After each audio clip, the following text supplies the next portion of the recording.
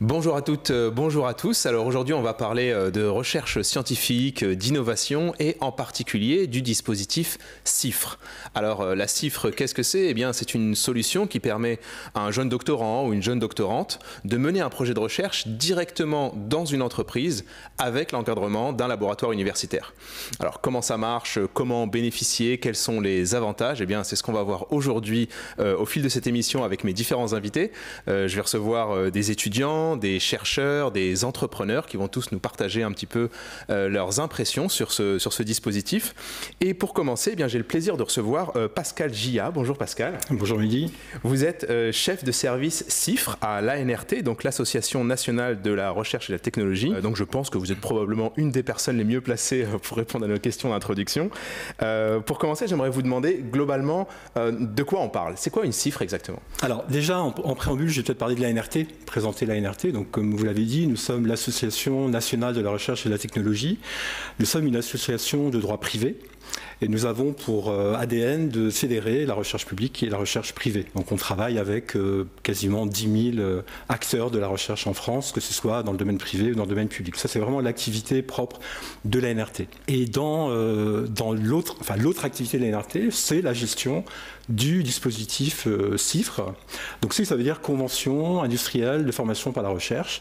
C'est un dispositif qui est géré par le ministère en charge de la recherche, aujourd'hui ministère de l'enseignement supérieur et de la recherche, et le ministère nous a confié la gestion de ce dispositif en son nom. D'accord. Donc, par exemple, il y a sûrement des jeunes gens qui nous écoutent aujourd'hui, qui sont peut-être en master ou en école d'ingénieur ou en école de commerce, par exemple, en tout cas des études supérieures, qui disent « Ah tiens, ça m'intéresse, est-ce que ça pourrait être pour moi ?» Alors, est-ce que c'est ouvert à tout le monde? Alors, c'est absolument ouvert à tout le monde. Ouais. C'est ouvert à tout le monde. C'est une modalité de financement d'une thèse de 3e cycle. Vous l'avez dit, hein, c'est un triptyque entre un employeur, un salarié ou une salariée doctorante et un laboratoire académique. L'employeur, par définition, emploie le doctorant, et travaille en synergie avec le laboratoire académique, où travaille d'ailleurs le directeur ou la directrice de thèse qui encadre le doctorant. Il n'y a pas de limite d'âge, par exemple? Il n'y a pas de limite d'âge, non. Pas de limite d'âge, pas de limite de nationalité. C'est un dispositif qui est ouvert à tout type de nationalité. On accueille des doctorants de partout dans le monde. Est-ce qu'il y a peut-être des frontières disciplinaires? Parce qu'on se dit, ah oui, comme ça se passe dans une entreprise, ça va être de la physique, de la chimie ou de la biochimie, par exemple. Alors, oui, évidemment, nous couvrons ces domaines scientifiques, mais pas que. C'est-à-dire qu'on est ouvert à absolument tous les domaines scientifiques. J'aime bien dire qu'on va des mathématiques pures à la philosophie. Et on passe par ce que vous avez dit, c'est-à-dire la physique, la santé, les sciences de l'ingénieur, l'informatique ou les sciences et techniques de l'information, de la communication, mais aussi, il ne faut pas l'oublier, les sciences de l'homme et de la société.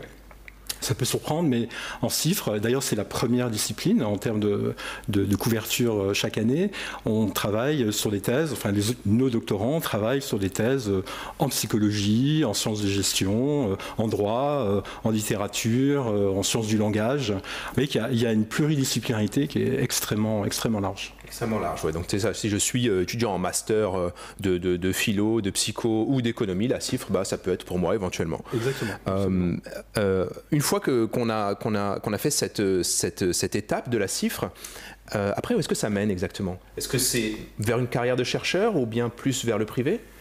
Alors, peut-être repréciser le profil des employeurs, parce qu'on a parlé de ce triptyque d'organisation, mais il faut savoir que les CIFRE sont contractualisés par tout type de profil d'employeur. Et quand je dis tout type, j'insiste sur le fait que nous avons des grands groupes, des ETI, des PME, des très petites entreprises, on a vraiment jusqu'aux startups, mais aussi ce qu'on appelle le domaine parapublic, c'est-à-dire les collectivités territoriales, les mairies, les départements, les régions sont tout à fait éligibles au dispositif CIFRE.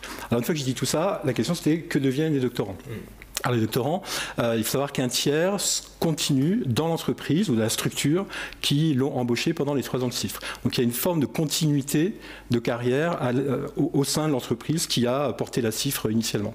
Et puis quand on s'interroge un peu plus loin, à horizon de 3 ans ou 5 ans, on voit qu'on a une pérennisation des doctorants au sein du secteur privé, puisqu'ils sont à 80% dans le secteur privé 5 ans après la fin de la CIFRE. Donc on voit qu'on a un ancrage des doctorants et doctorantes CIFRE dans le secteur dit privé. D'accord. Ça peut être quand même des activités de recherche, mais qui seront conduites dans le secteur privé. Absolument. C'est-à-dire quand on regarde les activités des anciens doctorants CIFRE, on voit qu'en début de carrière, ils sont majoritairement ancrés sur des projets de recherche, mais on voit qu'au fil du temps, eh bien, ils peuvent s'éloigner, ou pas d'ailleurs, hein, mais ils peuvent s'éloigner de travaux purement de recherche pour aller vers des activités transverses, peut être chef de projet, peut être travailler dans le marketing, dans la communication. On voit qu'on a une perspective de carrière qui va bien au-delà d'un travail de chercheur.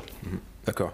Alors quand on est, disons, jeune étudiant et qu'on envisage la recherche scientifique, le premier réflexe probablement c'est d'aller se tourner vers un doctorat qui est plus traditionnel, disons universitaire dans un laboratoire, comme j'ai fait, comme vous avez fait, comme on l'a fait tous les deux. Oui. La CIFRE c'est un peu différent. Quels avantages ça va apporter par rapport justement à ce parcours plus commun? La CIFRE est effectivement, elle est à la fois différente d'une thèse dite académique, mais elle est aussi différente. Elle est égale dans le sens où elle conduit à une thèse de 3e cycle. Donc c'est un mode de financement, mais qui ne diffère pas dans la finalité de cette formation doctorale. La finalité, c'est vraiment être docteur de 3e cycle en France. C'est absolument le même diplôme. Il n'y a pas de différence de diplôme. C'est aussi rattaché à une école doctorale, c'est inscrit à l'université. Donc il n'y a pas de différence dans la manière, dans la finalité de cette formation doctorale. En revanche, là où c'est différent, c'est dans l'organisation des travaux.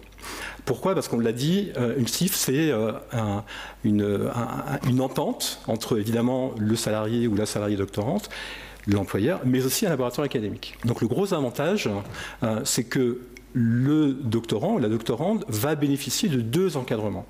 À la fois l'encadrement académique au sein du laboratoire public, mais aussi au sein de l'entreprise, au sein de l'employeur, parce qu'il y a un tuteur ou un encadrant industriel ou chez l'employeur qui va contribuer à la fois participer aux travaux, orienter les travaux, en tout cas travailler conjointement avec la doctorante et le laboratoire académique, et le doctorant ou la doctorante bénéficie réellement de deux encadrants. Donc c'est vraiment un double encadrement et donc une richesse que je trouve moi supplémentaire à un encadrement purement académique. Oui, je comprends mieux. Et d'ailleurs, ces 2 encadrants qui sont différents, hein. C'est pas comme si c'était 2 chercheurs. Et là, il y a vraiment des perspectives différentes parce qu'il y en a un qui vient justement d'un laboratoire universitaire et l'autre d'une entreprise. Donc il y a cette dualité des perspectives aussi. Absolument. C'est-à-dire que le directeur de thèse, il est par définition habilité à diriger des travaux de recherche. Hein. Ça, c'est la condition sine qua non pour encadrer une thèse du point de vue académique.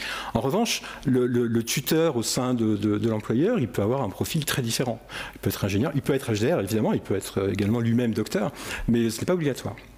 Ce qu'on attend de l'encadrant industriel, c'est qu'il soit compétent dans son domaine et qu'il apporte une vision complémentaire de la vision de l'encadrant académique. Ce qui fait partie, j'imagine, de l'avantage de la CIFRE. Donc, pour terminer peut-être très concrètement, si on a des gens qui nous écoutent, qui sont convaincus, qui se disent « Ah, j'ai envie de me lancer dans cette aventure », qu'est-ce qu'on peut leur donner comme conseil pour démarrer la première étape? Par où il faut commencer à chercher? Alors, je crois que la première étape, c'est la motivation. Je pense qu'il faut d'abord se sentir porté vers un projet de thèse. C'est peut-être s'intéresser, et je crois qu'aujourd'hui, on va aborder ces points-là avec les différents intervenants à venir, c'est vraiment se questionner sur qu'est-ce qu'une thèse, qu'est-ce qu'un doctorat, pourquoi j'irai là. Donc ça, c'est la première étape. Ensuite, concrètement, et encore une fois, ce sera abordé, mais concrètement, il faut ne pas hésiter à aller voir ces enseignants au sein des écoles, au sein de l'université, parce que la plupart, enfin l'écrasante majorité, sont enseignants-chercheurs. Donc, non seulement ils connaissent la recherche, et je veux croire qu'ils connaissent aussi très bien le dispositif CIFRE. Donc, je pense que c'est la première démarche à avoir. C'est une fois qu'on s'est interrogé et se poser la question de faire une thèse, c'est d'aller vers ces acteurs que peuvent être les les encadrants. Puis après, puisque je l'ai dit, on l'a dit, il y a un employeur qui est impliqué évidemment dans le processus. Et cet employeur, on peut l'aborder au sein de forums, au sein de salons professionnels. Et puis il y a tous les réseaux sociaux qui sont aussi à disposition. Parce que je vous le rappelle, c'est l'employeur qui va porter la cifre. J'ai oublié de le dire, mais c'est important. L'État investit 14 000 € chaque année sur chaque cifre. Donc c'est 42 000 € puisque la CIF dure 3 ans, hein, c'est la durée d'une thèse. Donc c'est un investissement de l'État qui va directement auprès des employeurs et qui vraiment accompagne le travail d'encadrement de la thèse et des travaux de thèse. Bien, merci beaucoup Pascal, et on va approfondir tout de suite ces points avec les premiers invités que je vais recevoir. Ça va être des étudiants et des ex-étudiants qui ont fait le choix de suivre ce parcours, ou bien en tout cas qui l'ont envisagé, et on va écouter un petit peu leurs impressions. Merci. Merci beaucoup Mehdi, bonne émission. Merci.